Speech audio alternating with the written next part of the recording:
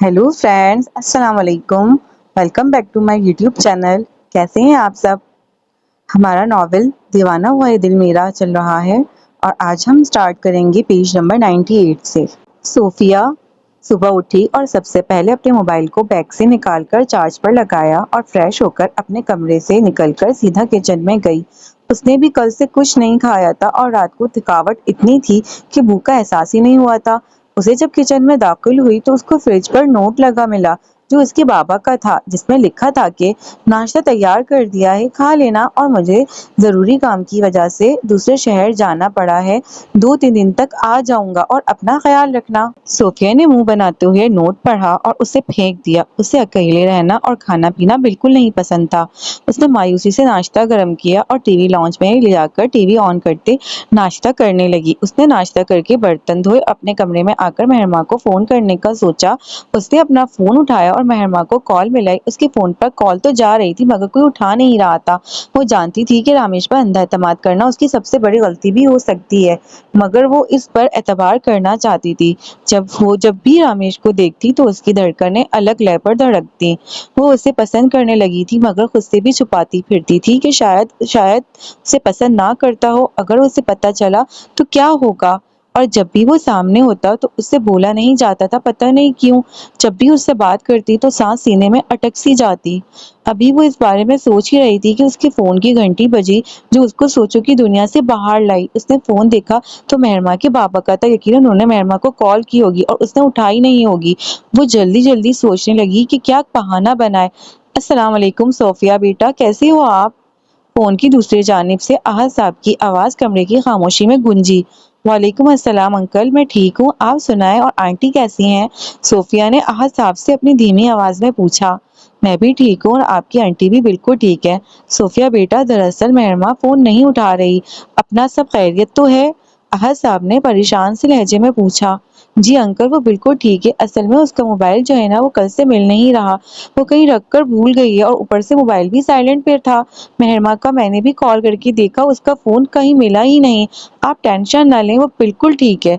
Sophia ने सफाई से झूठ बोला जिसे बोलते उसका दिल बाहर आने को था। अच्छा ठीक है बेटा, आप अपने फोन से बात करवा दीजिएगा, अहद साहब ने सोफिया की बात सुनते ही कहा। अंकल, मैं कल ही उसके घर से आई हूँ। दरअसल डैडी की तबीयत नहीं ठीक, इस वजह से मैं उन्हें अकेला छोड़कर नहीं जा रही।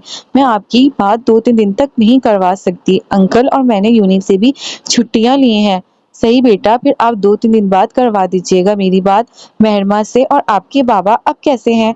आहद साहब फोन की दूसरी जानिब से बोले। अंकल अब ठीक है, डैडी सो रहे हैं, सूफिया ने जल्दी से जवाब दिया। ठीक, अल्लाह उन्हें सेहत दे और अपना ख्याल रखना, बाद में बात करते हैं। अल्लाह हाफिज बेटा, आहद साहब बोले। आमीन अंकल, अल्लाह हाफिज। सोफिया ने बोलते ही फोन बंद किया और एक गहरा सांस खारिज किया। उसे झूठ बोलते बिल्कुल अच्छा नहीं लगा था। अगर वो मेहरमा के बारे में बता देती कि वो कहाँ है तो यकीनन वो परेशान हो जाते, और मेहरमा ने बताया था कि उसके बाबा की सेहत ठीक नहीं, इसलिए उसने झूठ बोलने को तरजीह दी। समखाम और रामेश बैठे मेहरमा के बारे में सोच रहे थे कि उसकी हिफाजत के लिए क्या किया जाए, क्योंकि उन्हें मुकम्मल यकीन था वो भागने की कोशिश जरूर करेगी। हालांकि समखाम ने सिक्योरिटी मेहरमा की वजह से और ज्यादा करवा दी थी, लेकिन अगर वो पुलिस के पास चली गई तो उन्हें बहुत बड़ी मुश्किल का सामना करना पड़ना था, क्योंकि पुलिस तो आगे ही उनके खिलाफ किसी भी सबूत के मिलते ही उन पर कार्रवाई करने में बिल्कुल देर नहीं लगाती।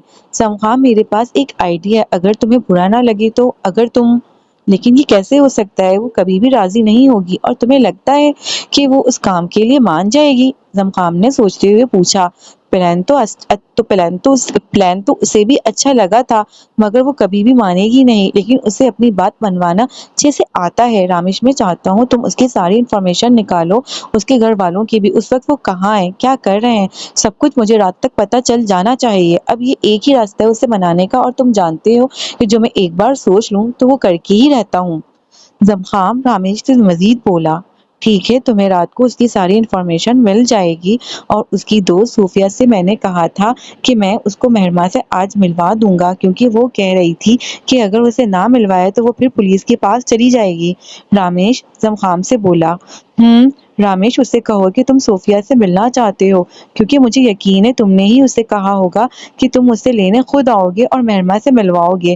زمخام سگریٹ سلگاتے ہوئے رامیش سے بولا، جس کو دیکھ کر صاف محسوس ہو رہا تھا کہ وہ صوفیہ کو پسند کرتا ہے اور اس سے ملنے کے لیے مہرما کا بہانہ بنا رہا ہے تاکہ ایک تیر سے دو نشانے لگ جائیں، صوفیہ مہرما سے ملے گی اور رامیش صوفیہ سے۔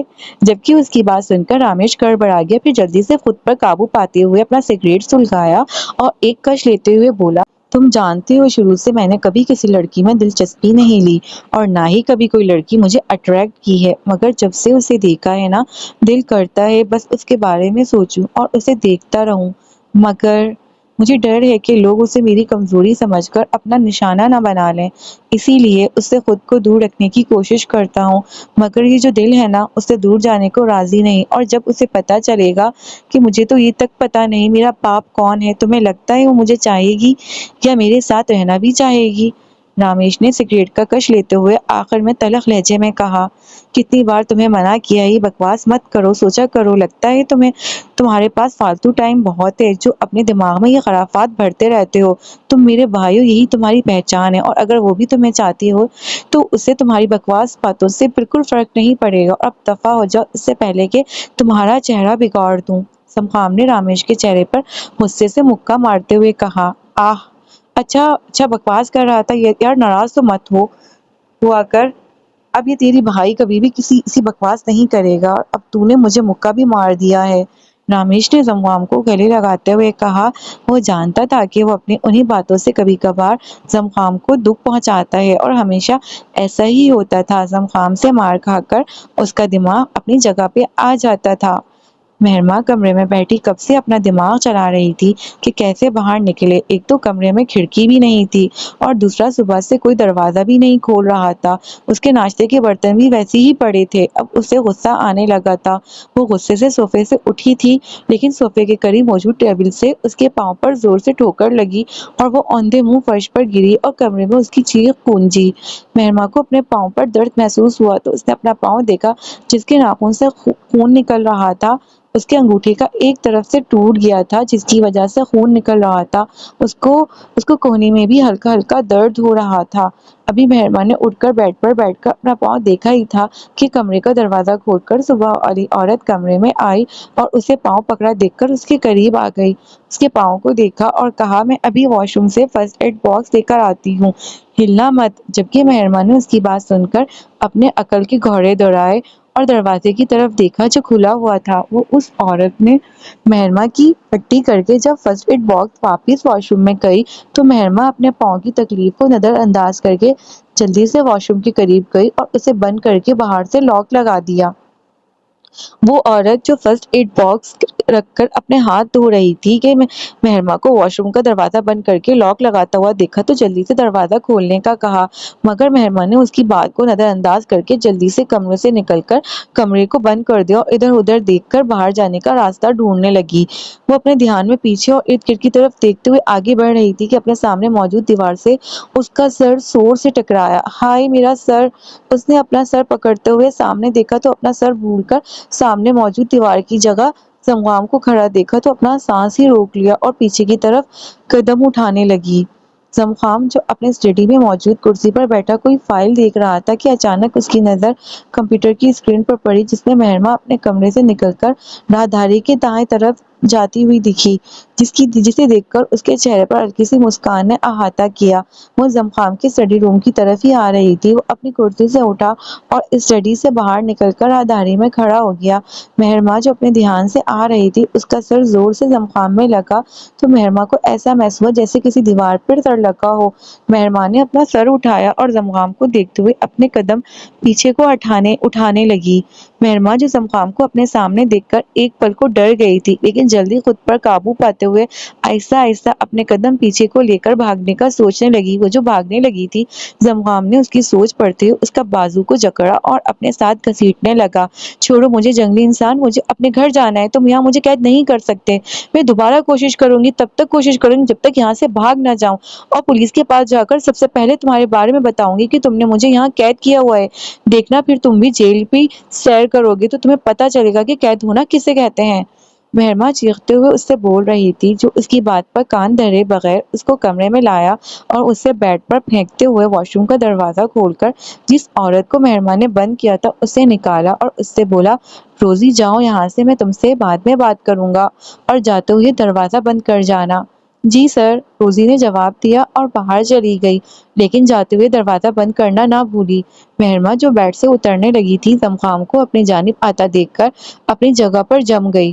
زمخام اس کے پاس آیا اور بیڈ پر جھکتے ہوئے اس کے بالوں کو اپنی گرفت میں لیا اور اس کا چہرہ اپنے چہرے کے سامنے کرتے ہوئے سرد لہجے میں بولا، تم زمخام شیرزیاں کی ملکیت ہو۔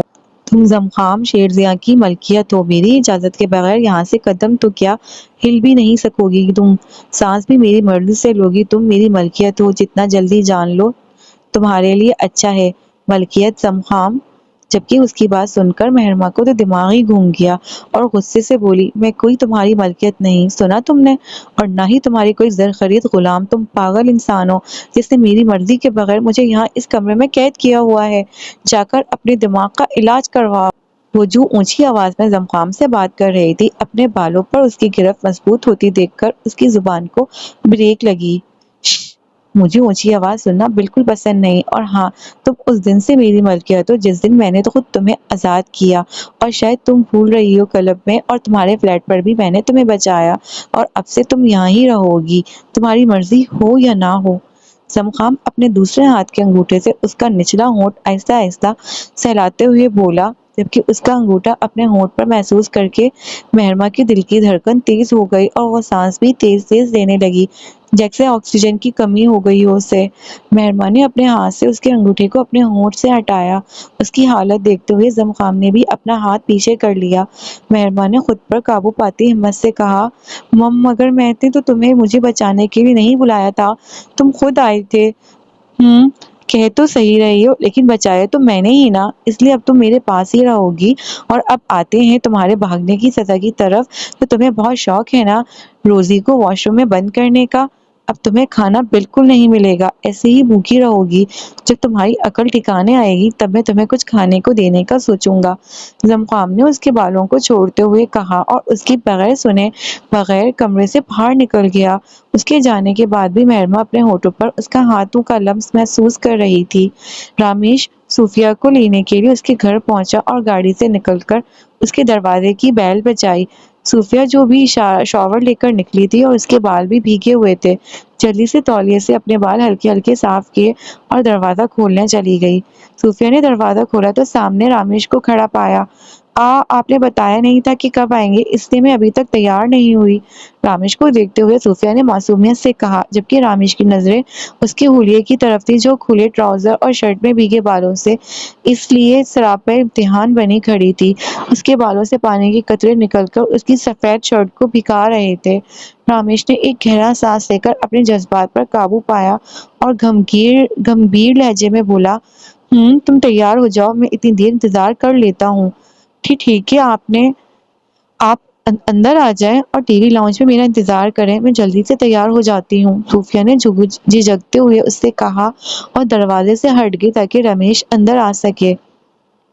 رامیش نے اس کی بات سن کر اپنا سر ہلایا اور گھر کے اندر داخل ہو کر صوفیہ کے پیچھے ٹی وی لاؤنج میں گیا اور وہاں موجود صوفے پر بیٹھ گیا۔ صوفیہ جو اپنے کمرے میں چینج کرنے لگی تھی، کچھ یاد آنے پر اس کی جانب پلٹی، اس سے پوچھا، رامیش آپ کافی پیئیں گے یا جوس پینا پسند کریں گے؟ رامیش جو اپنا موبائل نکال کر استعمال کرنے لگا تھا، اس کے منہ سے اپنا نام سن کر اس کے دل نے ایک بیٹ مس کی اور اس کو دیکھا جو اپنی انگلیوں کو مروڑتی ہوئی اس سے پوچھ رہی تھی۔ رامیش نے اس کی بات سن کر اپنا موبائل جیب میں ڈالا اور صوفے سے اٹھ کر اس کی جانب بڑھنے لگا۔ اسے خود کی طرف آتا دیکھ کر صوفیہ اپنے قدم پیچھے کو لینے لگی۔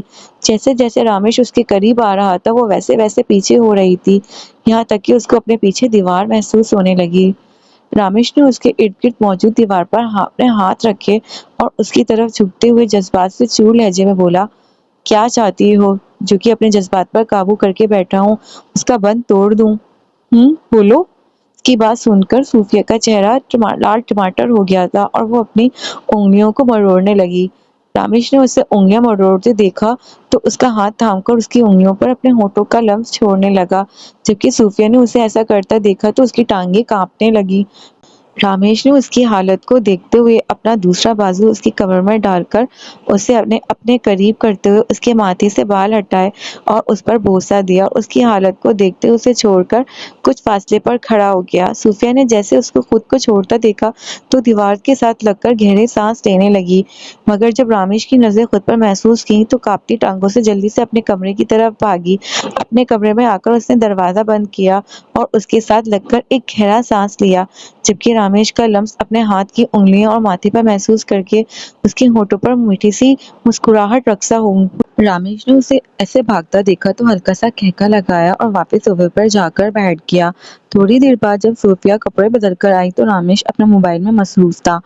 رامیش چلیں، میں تیار ہوں، صوفیہ نے اٹکتے ہوئے رامیش سے کہا جو موبائل میں مصروف تھا۔ رامیش نے صوفیہ کی آواز سن کر اس کی جانب دیکھا تو وہ تیار کھڑی اسے نظریں جھکائے کھڑی تھی۔ رامیش نے اپنا موبائل جیب میں ڈال کر اٹھتے ہوئے اسے ساتھ چلنے کا کہا۔ صوفیہ اس کے پیچھے پیچھے چھوٹے قدم اٹھاتی چل رہی تھی۔ وہ گاڑی میں بیٹھی تو رامیش نے گاڑی اسٹارٹ کرنے سے پہلے اس کی طرف دیکھا جو اپنی گود میں رکھے ہاتھوں کو گھور رہی تھی، جبکہ چہرے میں ہلکی ہلکی سرخیاں گھلی ہوئی تھیں۔ آئندہ کی بات اپنا حلیہ درست کر کے دروازہ کھولنا اور پوچھ کر دروازہ کھولا کرو، اگر کبھی میں نے تمہیں دوبارہ اس حلیے میں کسی کے سامنے دیکھا تو تمہارے لیے اچھا نہیں ہوگا، رامیش نے اسے تھوڑا سخت لہجے میں کہا، کیونکہ اسے صوفیہ کا حلیہ دیکھے بغیر دروازہ کھولنا بالکل بھی پسند نہیں آیا تھا۔ جی آئندہ دھیان رکھوں گی، صوفیہ نے اس کی آواز میں سختی محسوس کر کے ہلکی آواز میں کہا۔ رامیش نے صوفیہ سے موبائل مانگا جو اس نے فوراً نکال کر دے دیا۔ رامیش نے اس پر اپنا نمبر سیو کر کے اسے موبائل واپس کیا اور بولا میں نے اپنا نمبر سیو کر دیا ہے، جب بھی کوئی پریشانی یا تمہیں لگے کہ کوئی تمہارا پیچھا کر رہا ہے تو مجھے فوراً کال کرو گی۔ صوفیہ نے اس کی بات سن کر جلدی سے اپنا سر ہلایا اور اپنا موبائل واپس بیگ میں ڈال دیا۔ رامیش نے اس کو سر ہلاتا دیکھا تو گاڑی اسٹارٹ کی اور بلیک روز ولا کی طرف چل دیا۔ رامیش اور صوفیہ جب بلیک روز ولا پہنچے تو رامیش اسے مہرما کے کمرے کی طرف لے گیا، مگر اسے آخری بار سمجھانا نہیں بھولا، صوفیہ یاد رکھنا مہرما ہمارے ساتھ ہی یہاں پر سیف ہے، باہر اسے خطرہ ہے، کچھ لوگ اسے مارنا چاہتے ہیں، وہ تمہیں مدد کرنے کو کہے گی مگر یہ مت بھولنا اگر تم نے اس کی مدد کی تو وہ زندہ نہ رہ سکے گی۔ رامیش کی بات سن کر صوفیہ نے اسے ایک نظر دیکھا اور اس کے چہرے پر جھوٹ کا کوئی تاثر نہ پا کر اپنا سر ہلایا تو رامیش نے دروازہ کھول کر اسے اندر جانے کا کہا۔ صوفیہ اس پر آخری نظر ڈال کر کمرے کے اندر چلی گئی جہاں مہرما بیڈ پر لیٹی ہوئی تھی۔ دروازہ کھلنے کی آواز پر اس نے دروازے کی جانب دیکھا تو صوفیہ کو کھڑا دیکھ کر جلدی سے اس کے گلے جا لگی اور جلدی سے بولی شکر ہے صوفیہ تم آ گئی، پلیز یار میری یہاں سے نکلنے میں مدد کرو۔ مہرما کی بات سن کر صوفیہ بے بسی سے بولی مہرو سوری یار میں تمہاری مدد نہیں کر سکتی، انہوں نے مجھے بتایا ہے کہ تمہاری جان کو خطرہ ہے اور اس دن بھی جو لوگ تمہارے فلیٹ پر آئے تھے وہ تمہیں مارنے آئے تھے، تمہیں صرف یہاں ہی محفوظ ہو۔ صوفیہ کی بات سن کر مہرما اس سے الگ ہوئی اور غصے سے بولی وہ جھوٹ بول رہے ہیں تم سے، وہ بس زمخام مجھے اپنے پاس رکھنا چاہتا ہے، مجھے اپنی ملکیت سمجھتا ہے، اب مجھے اچھے سے سمجھ آ گیا ہے تم بھی ان لوگوں سے ملی ہوئی ہو۔ مہرما جو اپنی ہی دھن میں بولے جا رہی تھی صوفیہ کی جانب دیکھا تو وہ بنا آواز کے رو رہی تھی۔ وہ جانتی تھی کہ صوفیہ کا دل کتنا چھوٹا ہے، وہ چھوٹی سی بات پر بھی رونے لگ جاتی تھی۔ اس کو روتا دیکھ کر اس کا سارا غصہ جھاگ کی طرح بیٹھ گیا اور آگے بڑھتے ہوئے اسے گلے سے لگایا تو وہ اور زور زور اور شور سے رونے لگی۔ شش سوری یار میرا ایسا کوئی مطلب نہیں تھا، بس غصے میں بول دیا، تمہیں کچھ کرنے کی ضرورت نہیں ہے، ہم کوئی اور بات کرتے ہیں۔ مہرما صوفیہ کو بیڈ پر اپنے ساتھ بٹھاتے ہوئے بولی۔ مہرما کی بات سن کر صوفیہ تھوڑی پرسکون ہوئی اور اپنے آنسوؤں کو روک کر اپنا چہرہ صاف کیا اور اس کے بابا کی کال کے بارے میں بتانے لگی۔ مہرو تمہارے بابا کا فون آیا تھا، وہ تم سے بات کرنا چاہتے تھے، میں نے انہیں کہا تھا کہ تمہارا موبائل نہیں مل رہا اس وجہ سے تم کال نہیں اٹھا رہی، انہوں نے تمہارے بارے میں پوچھا تھا، میں نے بتا دیا تھا کہ تم ٹھیک ہو، وہ کہہ رہے تھے کہ بعد میں کال کر کے تم سے بات کریں گے، شکر ہے تم نے میرے بارے میں انہیں کچھ نہیں بتایا ورنہ وہ پریشان ہو جاتے۔ مہرما نے صوفیہ کی بات سن کر کہا وہ ابھی اپنے بابا کو کوئی ٹینشن نہیں دینا چاہتی تھی۔ یہ تمہارے پاؤں پر کیا ہوا ہے مہرو؟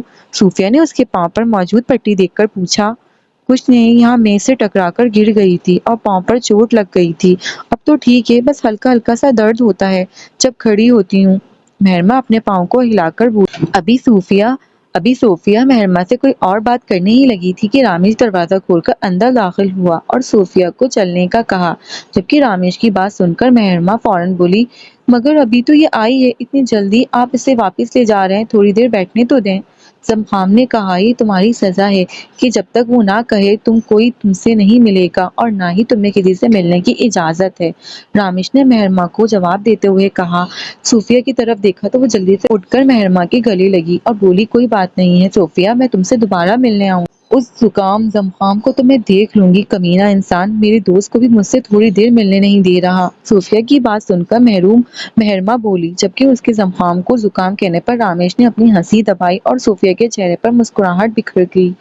جب رامیش صوفیہ کے گھر پہنچا اور صوفیہ کو گاڑی سے باہر نکلنے لگی تو رامیش نے اس کا ہاتھ پکڑ کر اسے روکا اور اس کا رخ اپنی جانب کر کے اس کا چہرہ دیکھا جہاں آنسوؤں کے ہلکے ہلکے نشان دکھ رہے تھے۔ رامیش نے ان نشانوں پر اپنا انگوٹھا پھیرا اور صوفیہ سے پوچھا، تم روئی تھی؟ ہاں، وہ مہرما سے جب ملی تب روئی تھی، صوفیہ نے اس کا ہاتھ اپنے چہرے سے ہٹاتے ہوئے کہا۔ جب اس کی یہ حرکت رامیش کو سخت ناگوار گزری، اس لیے اسے بنا کچھ کہے رامیش نے اس کا بازو چھوڑ دیا اور سیدھا ہو کر بیٹھ گیا۔ صوفیہ نے اس کا موڈ بدلتا دیکھا تو کچھ کہنے ہی لگی تھی کہ رامیش نے اسے کچھ بھی کہنے کا موقع نہیں دیا اور اسے جانے کا کہا، جبکہ اس کی بات سن کر صوفیہ تیزی سے گاڑی سے باہر نکلی اور گھر کا دروازہ کھول کر اندر داخل ہو کر دروازہ بند کیا تب ایک آنسو اس کی آنکھوں سے گرا۔ ابھی وہ زور و شور سے رونے ہی والی تھی کہ اس کو اپنے ڈیڈ کی آواز سنائی دی جو پوچھ رہے تھے کہ صوفیہ تم آ گئی ہو بیٹا؟ جی ڈیڈی آ گئی ہوں میں، اور آپ کی تو فلائٹ تھی نا آج ڈیڈی؟ صوفیہ نے جلدی سے اپنا چہرہ صاف کیا اور ٹی وی لاؤنج میں داخل ہوتے بولی، وہ میری فلائٹ کینسل ہو گئی تھی صوفیہ، اس وجہ سے واپس آیا ہوں، اب میری کل کی فلائٹ ہے اور بیٹا میرا 2 مہینوں کا ٹرپ ہے، مجھے میرے باس ایک پروجیکٹ کے سلسلے میں بھیج رہے ہیں تو میں تو جانا نہیں چاہتا تھا مگر یہ پروجیکٹ میں نے ہی ڈیزائن کیا ہے۔ سام صاحب صوفیہ کو اپنا ساتھ بٹھاتے ہوئے بولے، کوئی بات نہیں بابا، میں مینج کر لوں گی، اور آپ نے کیا کھانا ہے بتا دیں، میں فریش ہو کر بنا دیتی ہوں۔ صوفیہ نے آہستہ آواز میں کہا، کچھ بھی بنا دو میں کھا لوں گا میری چھوٹی سی جان۔ انہوں نے اس کے ماتھے پر بوسہ دیتے ہوئے کہا۔ ان کی بات سن کر صوفیہ فریش ہونے چلی گئی۔ نکاح اسپیشل۔ رامیش زمخام کو مہرما کے متعلق ساری معلومات دے چکا تھا جسے زمخام نے اپنے اچھے سے دیکھ اور پڑھ لیا تھا تاکہ وقت پڑنے پر مہرما کو بلیک میل کر سکے۔ زمخام جو ابھی کانفرنس کال سے فارغ ہوا تھا کہ رامیش اس کی اسٹڈی میں داخل ہوا اور اس کے پاس بیٹھ کر ہچکچاتے ہوئے بولا، مجھے تم سے ضروری بات کرنی ہے، میں چاہتا ہوں کہ تمہارے ساتھ میں بھی صوفیہ سے کل نکاح کر لوں۔ رامیش نے یہ فیصلہ بڑے سوچ سمجھ کر کیا تھا، اسے پہلی دفعہ کوئی لڑکی اپنے دل کے قریب لگی۔ رامیش کی بات سن کر زمخام اس کی طرف دیکھے ہوئے بولا، ویسے تجھے شرم نہیں آتی مجھ سے ایسی بات کرتے ہوئے؟ تجھے ڈیڈ سے بات کرنا چاہیے تھی تاکہ وہ تیری یہ خواہش پوری کر سکیں۔ ویسے مجھے تو کوئی اعتراض نہیں ہے، لیکن یہ کیا دوسری پارٹی صوفیہ راضی ہے؟ وہ راضی ہے، تم اپنی بات کرو دو گے نا میرا ساتھ جیسے میں نے دے رہا ہوں، ورنہ ماسٹر کو پتہ چل گیا کہ تم کیا کر رہے ہو ان کے پیٹھ پیچھے تو آگے تم جانتے ہو۔ رامیش نے اسے شیرزا کے نام سے دھمکایا۔